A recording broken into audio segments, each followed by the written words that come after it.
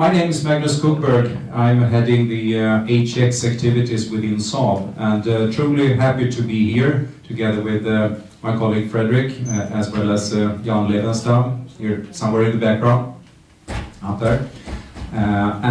Thank you very much for this occasion for us that we can come and talk a little bit about Saab, about Gripen, as well as Globaleye, and we'll also highlight some of the things we're doing this week as we're performing the HX challenge. And the agenda we have prepared is that we start off with some overall updates on Saab, talk about our company, what it is, the background, and then we will come into the HX program more specifically. We'll talk more about the Gripen capabilities, highlight what we're doing this week, and there will be enough time, I think, for questions and so on. I will start off, and then after a while Fredrik will continue, and let's see if we do that before or after the break. It depends a little bit how we use the time here.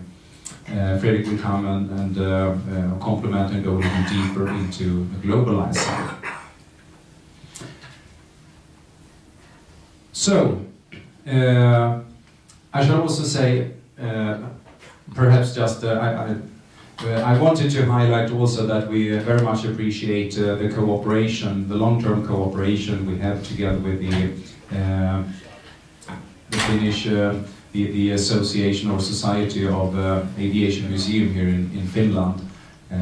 I think it's rewarding for us to see so many people interested, and as Janne was mentioning, we've had these types of briefings in many cities, and not at least in Helsinki, and glad you came. And we're supporting these activities, and we also arranged a donation to the new museum that is being planned for and constructed at the Virhettä airport. So, having said that, over to Saab, and the Saab Group is a broad defense and security company. We cover a number of areas within defense, and you can see here that it's not only fighter aircraft. Also in our group we have a broad range of radar systems. We have up to the right modern airborne early warning and control systems that we will hear more about tonight. There aren't that many companies offering highly sophisticated submarine systems. However, Saab is one of them. We're providing the most advanced diesel-electric submarines, I think, existing in the world today. Down on the right side, you see a number of surface vessels. That's an important segment of ours, with command and control systems, integration of weapon systems. We have a part of our organization working with weaponry. It is everything from shoulder-launched systems like Carl Gustaf and RBS-70, as well as anti-tank and law systems, and many of those are in use in Finland today. So, just to bear in mind that it's a broad defense and security company. However, it all started off back in the 1930s within aviation. Saab was formed to respond to a need of security of supply, the capability in Sweden to design, develop and produce fighter aircraft. And since then we've gained quite a lot of experience. We have built more than 5,500 aircraft and 80 years of experience. You can see here many of the different types on the left-hand side, and in the middle part you see not only Gripen and Globaleye, but as well on the upper right the program TX or T7 Red Hawk that we are running together with Boeing, developing and delivering to the US Air Force the latest generation trainer aircraft. And that was a clean sheet design, and we started that cooperation a number of years ago, and we won the contract a couple of years back, and the contract is for 351 aircraft, and this is just the starting point, so that's very important for us. You see also the unmanned combat aerial vehicle technology demonstrator, Neuron, that we were running together with other industries. We initiated that program in 2003, and we were more or less finalizing in 2013, but it shows a number of important activities within aviation. We're about 17,000 employees in the group. We are truly global in our operations. We sell to customers every year in more than 100 countries. We have our own operations in around 35 countries with development, production and/or sales and marketing offices. And as you can see on the middle part, the chart, pie chart in the middle, around half of the turnover is relating to aviation. That's the single most important segment. Here in Finland we have a long history. We established the activities back in the 1940s, and we have about 120 employees at a number of different locations, as you can see here.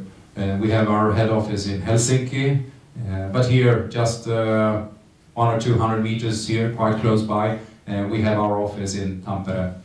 And here we are running both research-related and technology development-related activities when it comes to advanced electronics, microwave electronics relating to electronic warfare systems, and we have as well, since some years back, a long-term cooperation with the Aalto University set up, where we are investing 20 million euro in advanced electronics and microwave technology, because we find here in Finland the top-notch, knowledgeable people in these fields.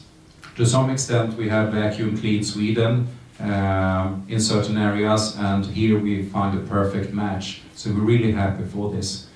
We're running around 10 research programs right now together with Aalto, and we have a number of industrial PhDs and a lot of researchers working here. In Tampere, in our technology center, not only we do development work relating to electronic warfare systems, we're also setting up a system center specializing in command and control systems in relation to the Squadron 2020 program. And that's a way of making sure that we build the capabilities here in country that will be needed for the long-term operation of the naval vessels. As you may know, that we were contracted last year to deliver the new surface vessels to the Finnish Navy. And in addition to that program, recently we have initiated other important programs, the midlife upgrade of the Hamina class. We are delivering new torpedo systems for the Finnish Navy, as well as advanced simulators to the Army. And down on the bottom part of the slide you can see that the installed base for the Finnish Defence Forces is quite wide, and we have an excellent cooperation with a truly knowledgeable customer in all fields, Army, Navy and Air Force. The HX program is for us important. We're committed since a number of years back. We started off with the early fact-finding activities that the Air Force were conducting back in 2012-13 to support them in this. And we do this, we engage this heavily because we see a lot of logic of why Finland could come to a decision to procure the package we are offering. And through the presentation tonight, hopefully it will be clear for you the logic we see, and that you may share all or parts of that. Let's see. Right now we're conducting flight evaluations, something called the HX Challenge at the Pirkkala Air Base. And that is part of the broader data substantiation activities where each contender comes and shows and make sure it is credible and that the data we are submitting in our offers are correct. That's the whole idea around that. I'll come back to that later on. And we're just also this week submitting our updated offer to the HX program that we have worked on during autumn last year and the beginning of this year. And there's a lot of dialogue we had together with the Finnish HX team. There are so many parameters to think about, and I think it's wise that they have understood that it takes dialogue, workshops, negotiations to make sure that we understand each other. So we have quite big teams here regularly to discuss through technical things, security of supply, support-related things, etc., etc. On top of that, we have a lot of dialogue with Finnish industry, and I'll later talk about the industrial participation program. Gripen, what we really are offering here is the latest version of Gripen, the Echo Foxtrot, Echo for single seat, Foxtrot for two-seat version. This machine is built to handle the most advanced adversaries and threat systems that we can come to think of. It's really built for the environment in this region. It is built for the operational context in many senses, also how it's being used. I'll touch upon that later on with road bases and so on. Gripen Echo Foxtrot offers the latest available technology. There is no later aircraft design available on the market today. There are other designs that may look quite futuristic, but they are from the 90s. This is the most modern one. And we've worked a lot to make sure that it's future-proofed. And we've made that by designing the avionics system in a smart way. Also, from the starting point, the cost efficiency is key. And as we see it, it is important to be able to maximize the operational effect out of a given budget. And if we're not cost efficient, then the operators cannot afford to buy enough fighters, or they may not be able to operate them if they're too expensive. So this is really an edge for us. Where we are right now in the update program for Echo Foxtrot version that we started off in 2013 and 14 with contracts together with Sweden and Brazil, is that we're running the test and verification phase. Already in 2017, we had a fully qualified software with our new avionics system on board.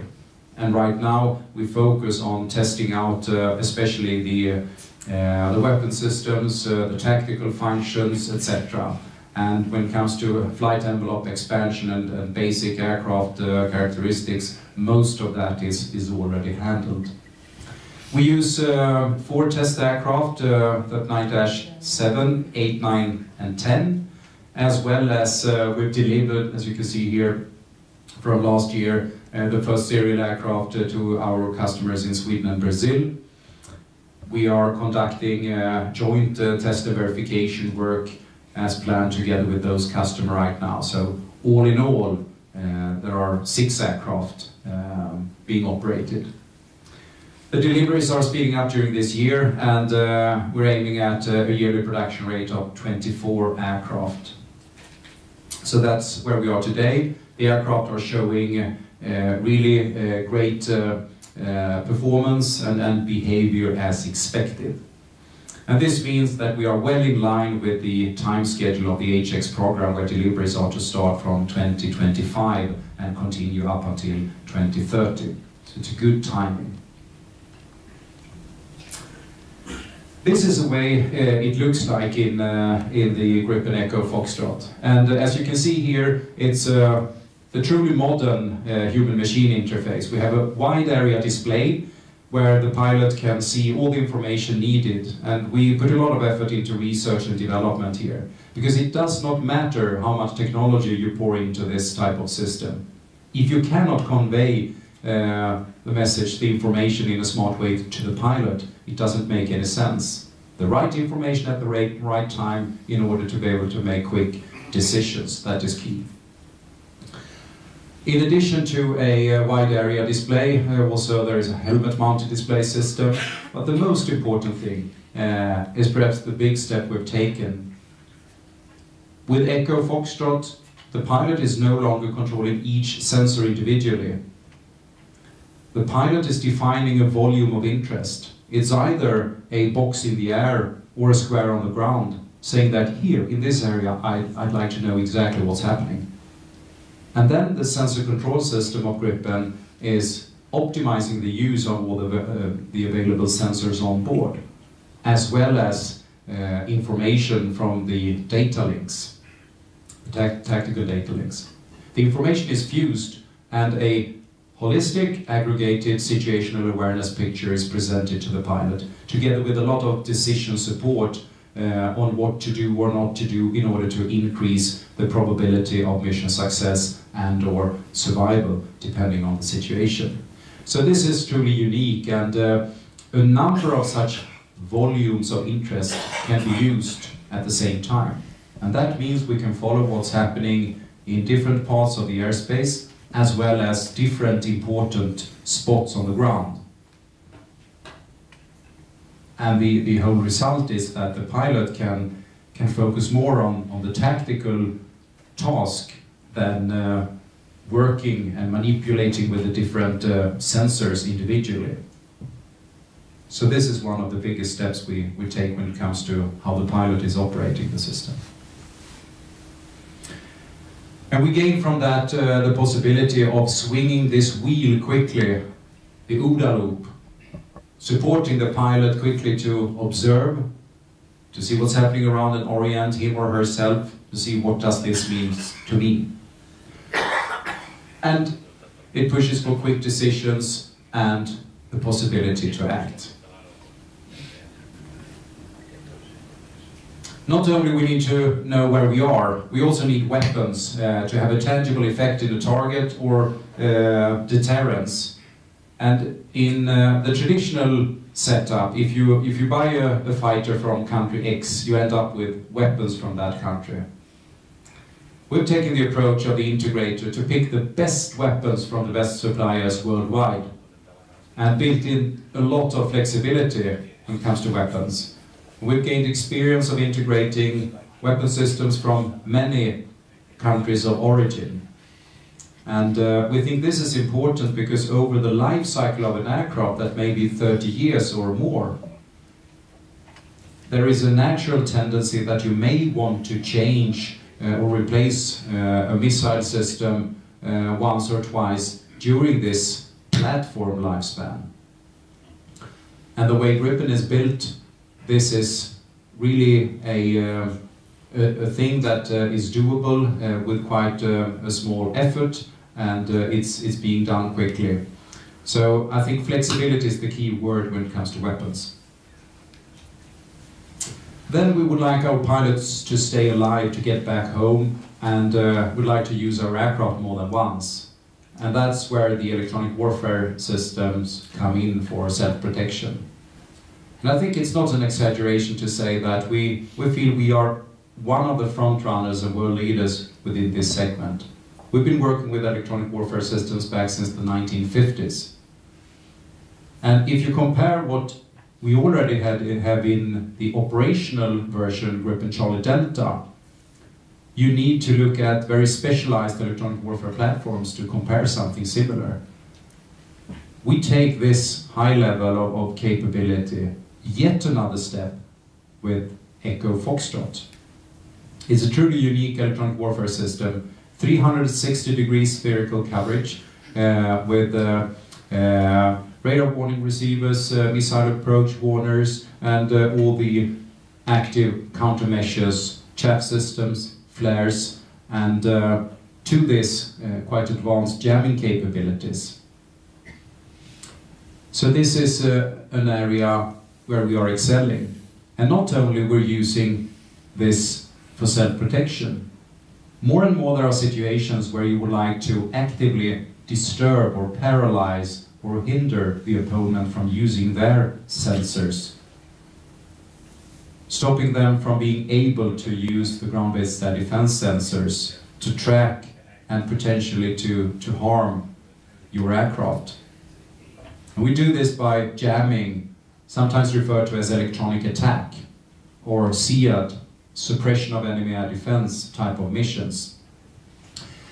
The onboard electronic warfare system of Gripen Echo Foxtrot has this electronic attack built in. And depending on the frequency range you need, you can complement also with additional jammer pods and or decoy systems to get it even more powerful.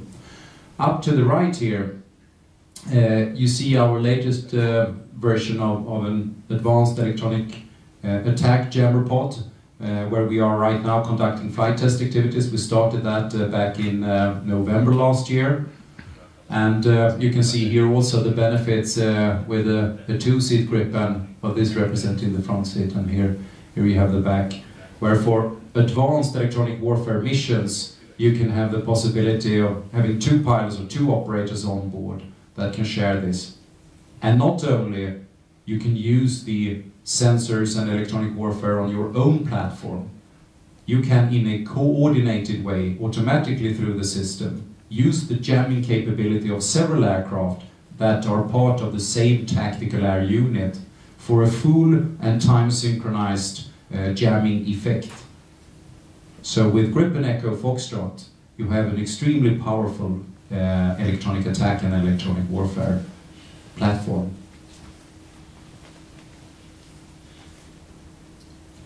Then we need to be able to operate in everyday situations and conditions, and Gripen is built for harsh climates. It's built for road-based operations, for simple and easy maintenance with conscript mechanics.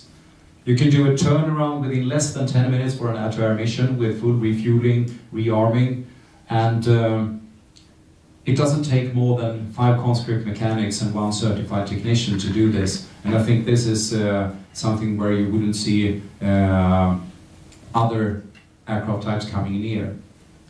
It is building capability for sortie generation. This means for every Gripen we can generate more air power. And also if it comes to a need of changing an engine, that we can do within less than 1 hour. And that's really amazing. So the design of Gripen, I think to a large extent is designed for the operational context we see here in Finland.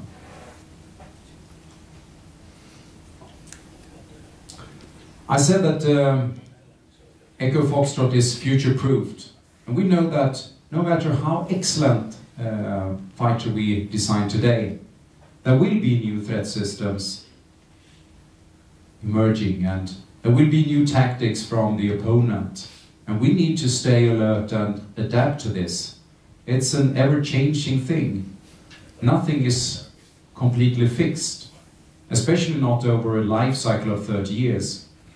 And traditionally, so-called midlife upgrades have been done once or twice during the lifespan.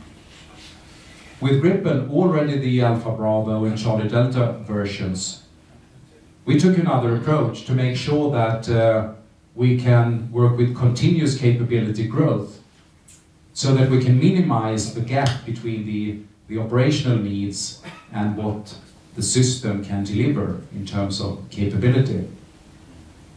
And with the Echo Foxtrot, we take this yet another step forward. We can take even smaller steps, and this is thanks to our unique avionics architecture. And the secret behind this, we are separating the flight critical part of the software from the mission related functions. The flight critical part is something that you do not need really to change that so often. However, on the tactical side, new functions are always interesting. And why you traditionally have been kind of avoiding doing changes continuously is because whenever you change in a little corner, you will have an indirect kind of change to the overall software load, and airworthiness regulations implies that you need to requalify and recertify the whole software. And that is for us history. We have separated this, and that means we can do updates, we can download new functions on the tactical side without at all interfering with the flight critical part. Nobody else has done this before, and it took quite an effort and investment to do it, but we feel confident it will pay off over the complete life cycle. The adaptability is at a very high level. Not only we can introduce new functions, we can also change the computer hardware platform easily without interfering with the software. And that means we can quickly adapt and utilize when we have new computation power and new processors being available. So built for the future. For the HX program here in Finland, we are offering a combination of Gripen Echo and Foxtrot, so both the single seat and the two-seat version. And not only the aircraft is part of this, we also have quite a package to make sure that all the services and support equipment are included for the operations. The simulators, the mission planning and debriefing systems, mission equipment like pylons, drop tanks, launchers, as well as a substantial weapons package. So in the HX program, it's not only the aircraft, it's a full set including the weapons. And here we really gain from our long-term experience, and I won't go into the detailed configuration, but there are a number of different highly sophisticated weapons that are included. In-service support for the 5 first years is something that we think is good to have included, because it supports a smooth introduction of Gripen into Finland. And a substantial industrial participation program as well is a part of this, and the aim of that is to build security of supply.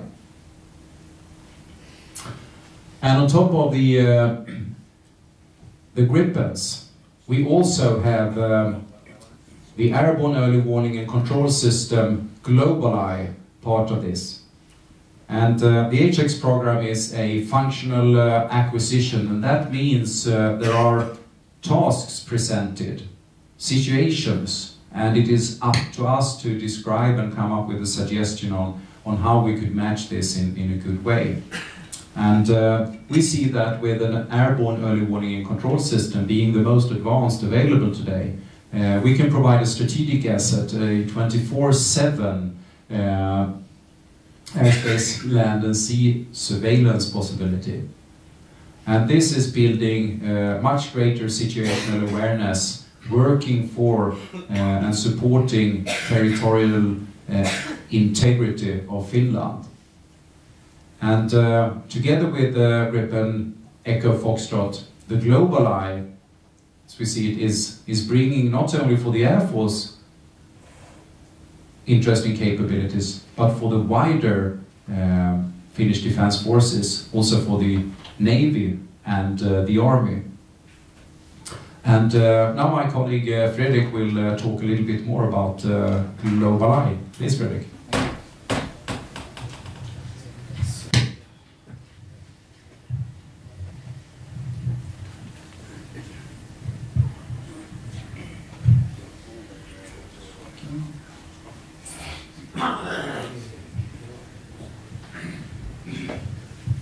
See if I can be clearly heard in the back as well. Can you hear me? Yes. Very good, thank you. Good afternoon or good evening, everybody. My name is Fredrik Follin. I'm sort of heading the Globaleye segment within HX. So, Globaleye. As Magnus briefly mentioned, it is an asset that is complementing the Gripen system in a truly unique way.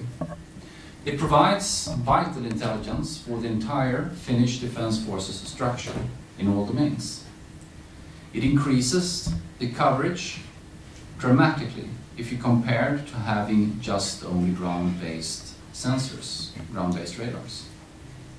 And by so, it will provide you with extensive pre-warning time.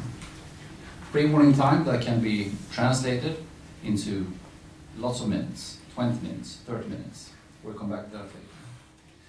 It also offloads